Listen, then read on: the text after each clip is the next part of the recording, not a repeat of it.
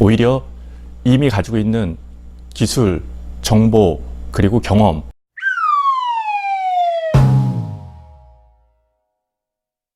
안녕하세요. 호기심 많은 젊은 신중년 스티븐입니다.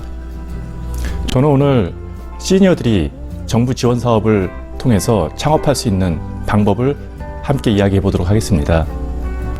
정부는 최근 창업을 위해서 약 1조 4,500억 원의 자금을 집행할 예정이고요. 특히 이 중에서 한 87% 정도 되는 1조 2,600억 원 정도의 자금이 중소기업 벤처부에서 창업자금으로 지원됩니다. 보통 이제 퇴직하시는 분들이 창업을 고민할 때 가장 먼저 고민하는 것들이 뭘까요? 그렇죠. 골목 상권에서의 자영업입니다. 흔히 고민하는 내용들은 3C라고 해서 치킨, 커피, 편의점. 하지만 이미 이 시장은 상당히 포화가 되어 있고요. 경쟁도 상당히 치열합니다. 그리고 퇴직금이 얼마가 될지 모르겠지만 이런 사업에 투입이 했을 때 과연 투자 이익이 생길 수 있을지 의문이죠. 프랜차이즈 박람회를 가보면 치킨집이나 커피 전문점 그리고 편의점에 대한 홍보들도 여전히 이루어지고 있긴 하지만 대부분이 인건비 상승에 따른 인력을 쓰지 않는 사업들, 원풀 빨래방이라든가 스터디 카페 같은 것들이 대세로 자리 잡아가고 있는 형편입니다. 하지만 이 또한 상당히 많은 자금이 들어가고 있고요. 또 상당히 성공 가능성이 힘들 정도로 경쟁이 치열하죠. 그렇다면 우리 시니어 중장년들은 어떤 식의 창업을 하는 것들이 적절할까요? 저는 이러한 자영업 창업보다는 가볍고 민첩하게 움직일 수 있는 기술 창업, 지식 서비스 창업을 추천합니다. 왜냐하면 이러한 창업 환경은 저희들이 주된 직장에서 오랫동안 생활을 해오면서 가지고 있는 경험, 노하우, 그리고 인간관계 등등을 활용해서 충분히 창업이 가능하다고 판단을 하고요. 그를 통해서 성공 가능성도 크다고 봅니다. 어쩌면 골목시장 자영업 사업 자체가 우리 시니어들한테는 더 어렵고 힘든 싸움이 될 수 있습니다. 오히려 이미 가지고 있는 기술, 정보, 그리고 경험, 인적관계 등등을 활용해서 가볍고 민첩한 창업을 하는 것들이 적절하죠. 더구나 정부에서는 이러한 창업에 대해서 많은 자금들을 지원해주고 있습니다. 중소벤처기업부가 2020년에 지원하고 있는 다양한 사업에 대한 정책 자금들에 대해서는 아래 댓글에 링크를 달아놓도록 하겠습니다. 그것을 한번 살펴보시면 참 많은 사업들이 있구나. 그래서 내가 현재 창업을 하거나 창업을 하고 있는 상황에서 정부 지원 자금들을 다양하게 활용할 수 있겠구나 하는 것들을 느끼시게 될 겁니다. 우선 퇴직하거나 은퇴하신 분들이 창업을 해야 되겠다라고 마음을 먹었을 때 어떻게 진행할까요? 우선 사업자 등록증부터 내서 사무실부터 마련하고 직원을 채용하려고 노력할 겁니다. 이건 되게 위험한 발상이고요. 이렇게 추진할 경우에 금방 사업에서 실패할 확률이 상당히 높습니다. 실제로 기업이 생성되어져서 5년 생존율은 채 27%가 되지 않습니다. 10개 기업 중에 5년 이내에 7개, 8개 기업이 망한다는 것이죠. 저희 시니어는 이제 더 이상 망할 수 없습니다. 저희 시니어는 반드시 성공해야 되고요. 하지만 저희가 창업을 했을 때 어마어마한 성공을 한다는 것들은 쉽지가 않습니다. 저희가 지금 당장 창업을 해서 삼성전자나 현대그룹 같은 회사를 만든다는 그러한 꿈을 갖는 것들은 부적합하다고 판단합니다. 단지 저희는 작은 성공을 반복해서 꾸준히 성장할 수 있고 또 꽤 나이가 들어서도 20, 30년 동안 일을 할 수 있는 그러한 환경을 만드는 것들이 창업의 주된 방향이 되어야 되고 또 우리의 창업 목적이 되어야 할 것 같습니다.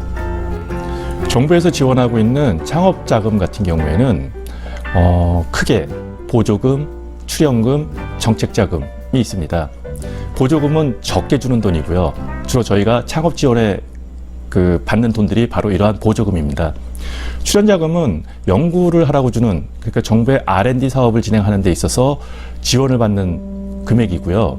이 경우에는 3년에서 7년 정도의 사업 연역이 있어야 되는 부분들이 있습니다.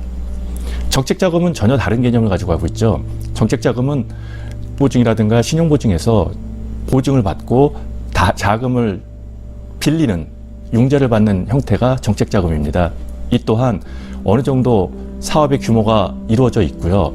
그리고 매출이 발생하고 있어야 그 상환 능력을 검토해서 융자를 지원해주는 부분들이죠.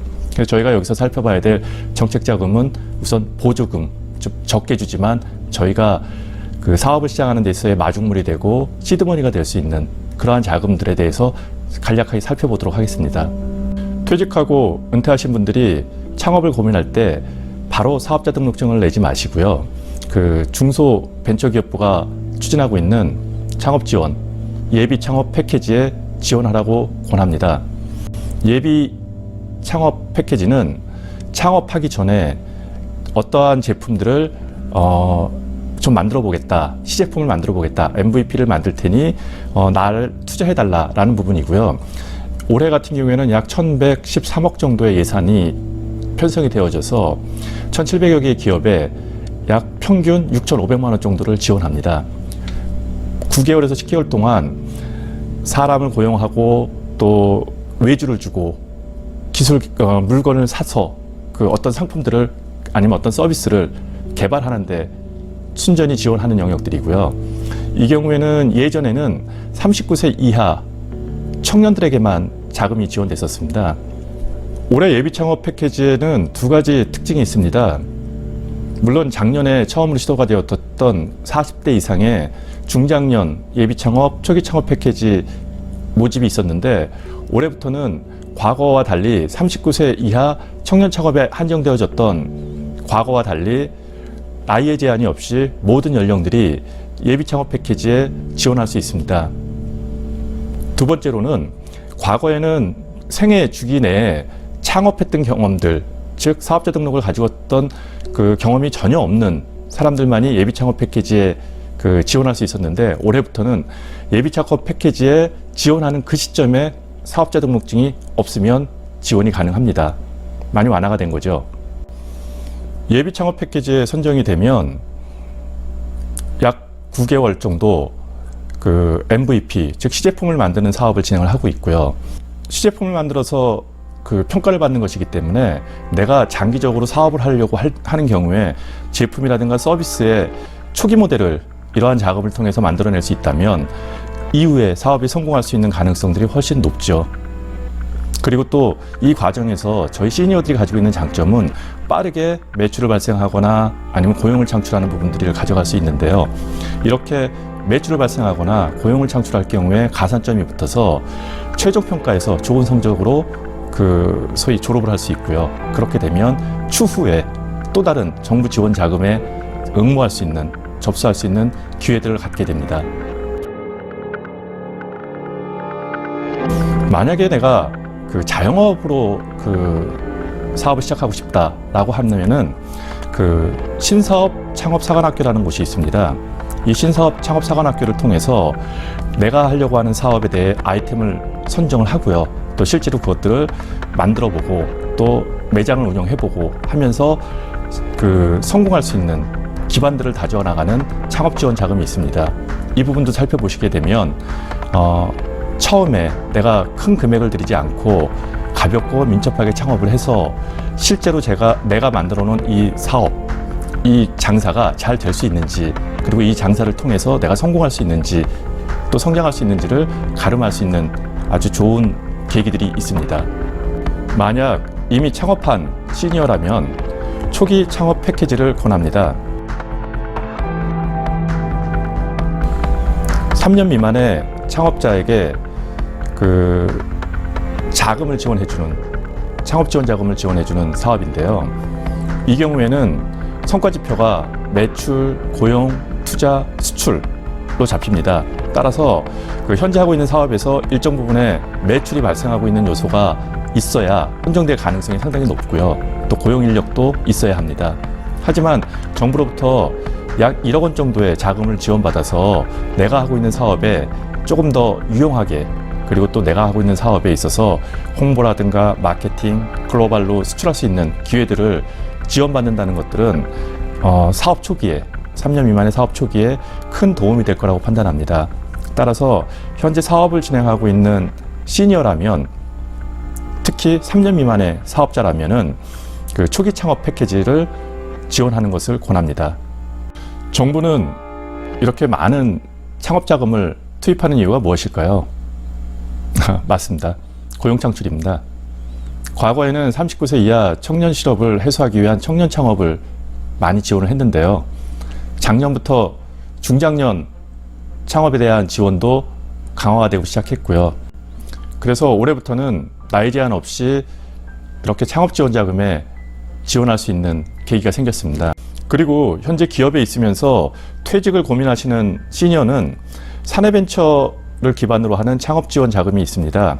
그래서 내가 현재 회사 내에 있는 어떤 사업, 아이템을 활용하거나 운영하고 있는데, 이것들을 기업 내에서 운영할 경우에는 뭐 크게 수익이 안 되지만, 이것들을 분사시켰을 때 또는 새롭게 시작을 했을 때 기업과의 관계 속에서 기업과 퇴직 창업자가 서로 상생할 수 있는 그러한 계기들을 마련할 수 있습니다.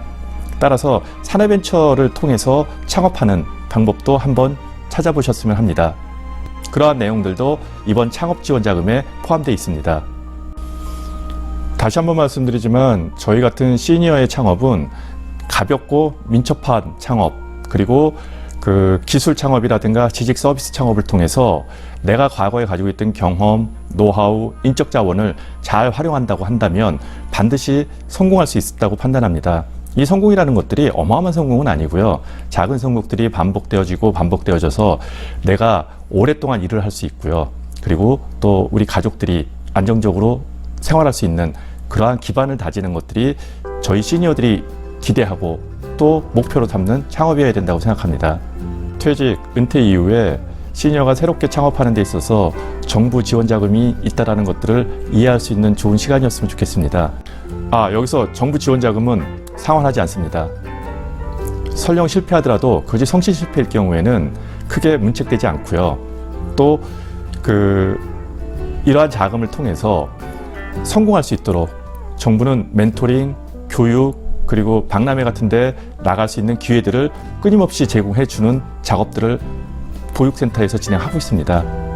그래서 이렇게 시니어가 창업을 할 경우에는 정부의 창업 지원 자금을 통해서 창업하는 것들을 강력하게 권고합니다. 퇴직하고 창업한다고 멋진 사무실 먼저 얻고 넓은 공간에 가게를 임대하고 하는 것들 하지 마시고요. 중요한 건 이런 게 있습니다.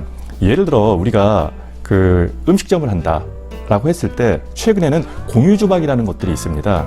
그리고 상당히 많은 사람들이 배달 앱을 통해서 음식들을 주문을 하죠.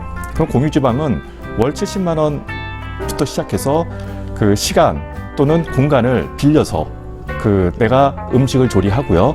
그리고 그 음식은 배달 앱을 통해서 판매하는 형태를 통해서 충분히 나의 음식, 나의 실력, 그리고 나의 고객들에 대해서 반응을 본 다음에, 그리고 나서 골목시장에 가게를 얻고 오프라인 창업을 하는 것 늦지 않습니다. 기술 창업을 하거나 지식 서비스 창업을 할 때도 마찬가지입니다. 이미 정부의 보육기관이라든가 아니면 스타트업을 지원하는 다양한 단체들에 의해서 공유 오피스들이 무척 많이 존재하고 있습니다. 그리고 그 공유 오피스에 가면은 교육, 멘토링, 그리고 또 다양한 창업 지원에 대한 내용들을 확인할 수 있는 그러한 공간들이 전국에 많이 있습니다. 그러한 공간들을 활용해서 가볍게 창업하시라고 다시 한번 권고드립니다. 국내외 사례에 의하면 중장년이 창업했을 때의 성공률은 청년들이 창업했을 때의 성공률보다 3-4배 훨씬 높습니다. 가장 큰 이유는 위기관리 능력이 있다는 것들이죠. 이미 기업에 있으면서 어떻게 사업을 이끌어 나갈 것이고 어떤 문제가 발생했을 때 어떻게 해결할지에 대해서 명확한 경험과 노하우가 있는 것이고요. 그리고 시니어들은 인적 자본, 즉 인간관계 네트워크를 많이 갖고 있기 때문에 어떤 물건을 만들거나 아니면 그 제품을 판매하는 데 있어서 충분히 판로를 개척하고 또 제품을 만드는 데 부딪히는 난관들을 극복할 수 있는 그러한 인력들이 주변에 있다는 것입니다. 그리고 가장 중요한 것은 자기 자본이 있기 때문에 청년과 학생들이 창업했을 때는 정부 지원 자금 또는 벤처 캐피탈로부터의 투자금이 없으면은 사업을 지속할 수 없지만 중장년 시니어 같은 경우에는 자기 자본이 있고 또 자기 자본을 확보할 수 있는 기반이 있기 때문에 사업에 있어서 일정 부분 궤도에 올려놓으면은 그 다음에 사업을 성공시킬 수 있는 가능성들이 훨씬 큽니다. 그래서 저는 초기 마중물로 정부 지원 자금을 활용해서 가볍게 실제로 내가 사업을 잘 할 수 있는지, 내가 기업가 정신이 있는지, 그리고 내가 고민하고 있는 이 제품이 시장이 충분히 있는지, 소비자 반응이 과연 존재하고 있는지 등등을 면밀하게 검토한 이후에 실제 내가 가지고 있는 자본을 투입하고 내가 가지고 있는 인간관계들을 매출이라든가 사업을 만드는 데 활용을 함으로 인해서 급속하게 사업을 성공시킬 수 있다고 생각합니다. 시니어에게 일자리는 복지라고 생각합니다. 그런데 솔직히 50대가 넘어가면 시장에 그렇게 많은 직업이 존재하지 않습니다. 우리가 일할 수 있는 일자리도 그렇게 넉넉하지가 않고요. 그 일자리의 품질 또한 그렇게 높지가 않습니다. 그 대안은 우리가 창업을 하거나 창직을 통해서 내가 앞으로 70대, 80대에도 일을 할 수 있는 기반을 만들어 놓는 것들이 중요하다고 생각합니다. 그래서 여러분 창업하십시오.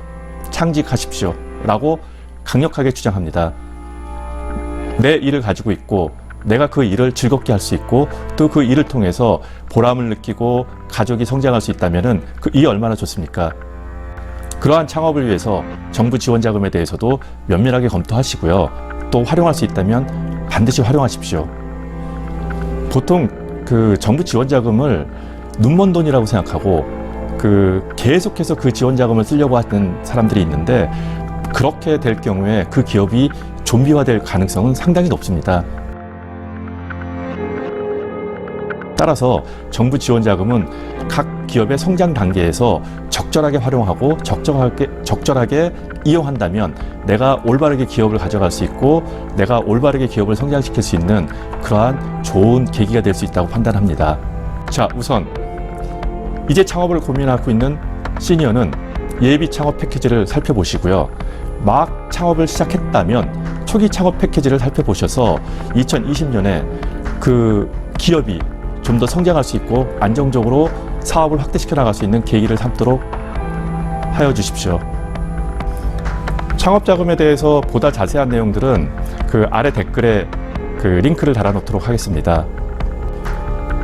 중장년 시니어의 창업에 대해서 다소 도움이 됐다고 하면 구독, 좋아요 부탁드리고요. 앞으로도 이러한 주제를 가지고 여러분들과 지속적으로 이야기를 나누도록 하겠습니다. 감사합니다.